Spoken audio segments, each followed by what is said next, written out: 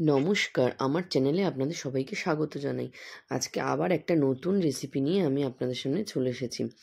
আজকে আমি একটা নিরামিষ রেসিপি আপনাদের সঙ্গে শেয়ার করব।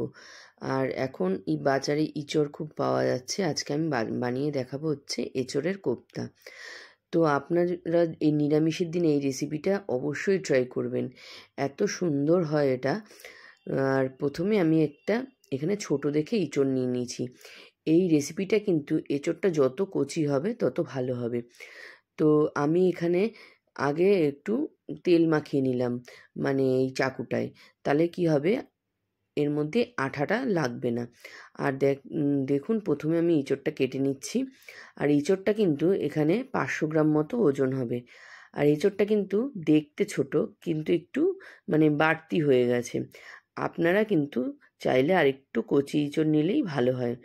তো দেখুন এর মধ্যে একটু বীজ হয়ে গেছে, তাতে কোনো অসুবিধা নেই। আর দেখুন কিভাবে আমি করছি। প্রথমে আমি একটু তেল দিয়ে এঁচোড়টা মুছে নিচ্ছি। তাতে কি হবে, ওই যে সাদা সাদা কষগুলো বেরোচ্ছে সেটা চলে আসবে। এরপরে আমি ওই ইঁচড়গুলো কেটে পরিষ্কার করে নিচ্ছি। দেখুন মাঝখানের যে শক্ত অংশটা সেটা বাদ দিয়ে দিলাম।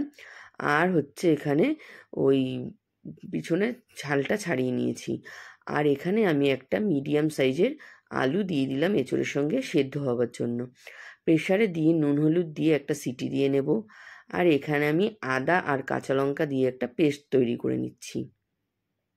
আর এখন এঁচড় আর আলুটা যে সেদ্ধ করেছিলাম আর নুন হলুদ দিয়ে সেদ্ধ করে ওটা ঠান্ডা করে নিয়েছি। তারপরে দেখুন এই যে একটু বীজগুলো যে একটু বড় হয়ে গেছে, এই বীজগুলো কিন্তু বেছে বেছে একটু আলাদা করে নিচ্ছি। দিয়ে এটা ভালো করে চটকে মেখে নিতে হবে।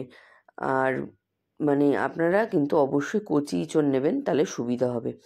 দিয়ে এটা ভালো করে মেখে এর মধ্যে আমি সামান্য পরিমাণ নুনটা কিন্তু বুঝে দিতে হবে, কারণ আমরা নুন হলুদ দিয়েই এঁচড়টা সিদ্ধ করেছিলাম।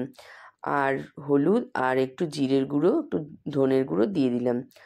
আর দিয়ে দেবো হচ্ছে সামান্য পরিমাণে চিনি। চিনিটা কিন্তু অবশ্যই দেবেন, নাহলে কোপ্তাটা কিন্তু খেতে টেস্ট হবে না। আপনারা চাইলে কিন্তু এখানে গরম মশলাও অ্যাড করতে পারেন, কিন্তু আমি এখানে দেইনি, আমি পরেই দেবো। আর দিচ্ছি হচ্ছে বেসন। আমি এখানে 3 চামচ মতো, 3 টেবিল স্পুন বেসন ইউজ করেছি। আর বেসনটা কিন্তু যে পরিমাণে এঁচড় নেবেন সেই পরিমাণে অ্যাড করতে হবে। মোটামুটি যতক্ষণ না একটা বাইন্ডিং আসে ততক্ষণ এটা ভালো করে মেখে নিতে হবে। মেখে নেওয়ার পরে হাতে একটু তেল দিয়ে তারপরে এটাকে গোল গোল একটা শেপ দিয়ে নিতে হবে কোফতার আকারে। আর চাইলে কিন্তু এর ভেতরে আপনারা কাজু কিশমিশ ভরে দিতে পারেন। আমি এখানে কিশমিশ অ্যাড করছি শুধু। দিলে কি হবে, এটার টেস্টটা আরও বেড়ে যাবে। এরকম গোল করে ভেতরে একটা করে আমি কিশমিশ দিয়ে দিচ্ছি। তো আপনারা এটা কুচি করেও দিতে পারেন ড্রাই ফ্রুটটা, তাহলে কিন্তু খুবই ভালো একটা স্বাদ আসবে। দিয়ে এরকম হাতের সাহায্যে বলের মতো গোল করে নেব। নিয়ে এই কোপ্তাগুলো রেডি করে নিলাম। এরপর কড়াইতে তেল দিয়ে দেবো। আর তেল দেওয়ার আগে কিন্তু কড়াইটা অবশ্যই ভালো করে গরম করে নিতে হবে, না হলে কিন্তু এটা লেগে যাওয়ার সম্ভাবনা থাকে।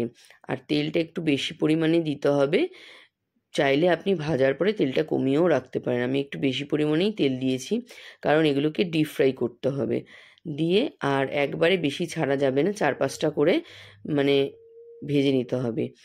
না হলে কিন্তু একটার সঙ্গে একটা লেগে গেলে ভেঙে যেতে পারে জিনিসটা। দিয়ে একটু লাল করে কড়া করে ভালো করে ভেজে নিতে হবে। দেখুন উল্টে পাল্টে সুন্দর করে ভাজতে হবে।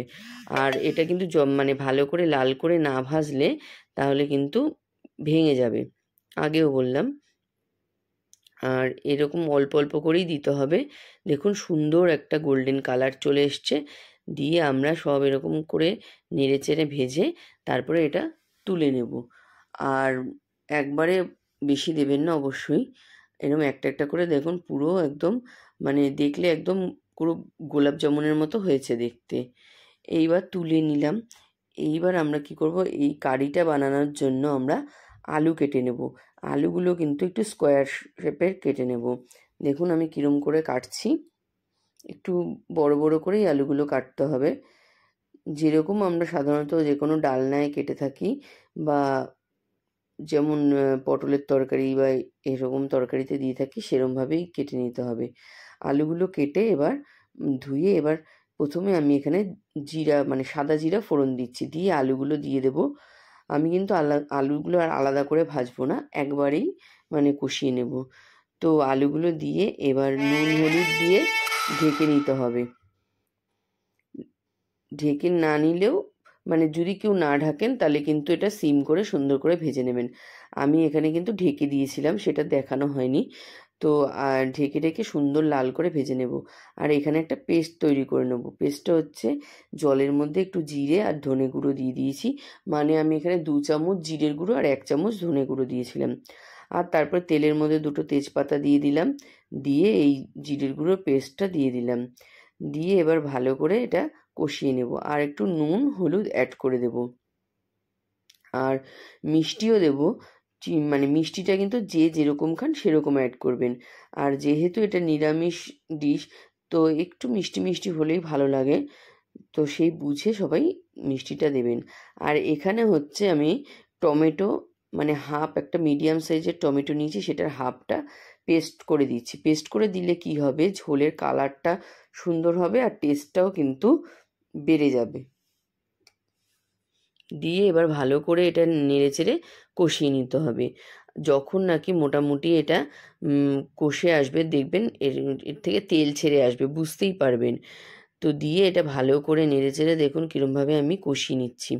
আর টমেটোটা দেওয়াতে কিন্তু আলাদা করে এখানে আমি কোনো শুকনো লঙ্কার গুঁড়ো অ্যাড করছি না। আমি সাধারণত রান্নায় শুকনো লঙ্কার গুঁড়ো অ্যাড করি না।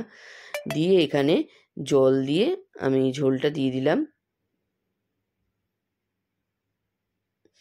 এবার এটা ফুটে উঠলে তখন কিন্তু আমরা কোপ্তাগুলো অ্যাড করব। আর একটু নুন হলুদও দিয়ে দিলাম। দিয়ে এবার তারপর যেই ফুটে উঠবে তখন কিন্তু আমার কোপ্তাগুলো দিতে হবে। আর দেখুন ফুটে উঠেছে, এইবার একটু ঘি দিয়ে দিচ্ছি আর দিয়ে দেবো গরম মশলা। আমার রান্না কিন্তু মোটামুটি হয়ে গেছে, কারণ কোপ্তা দিয়ে কিন্তু বেশিক্ষণ ফোটানো যাবে না, ঝোল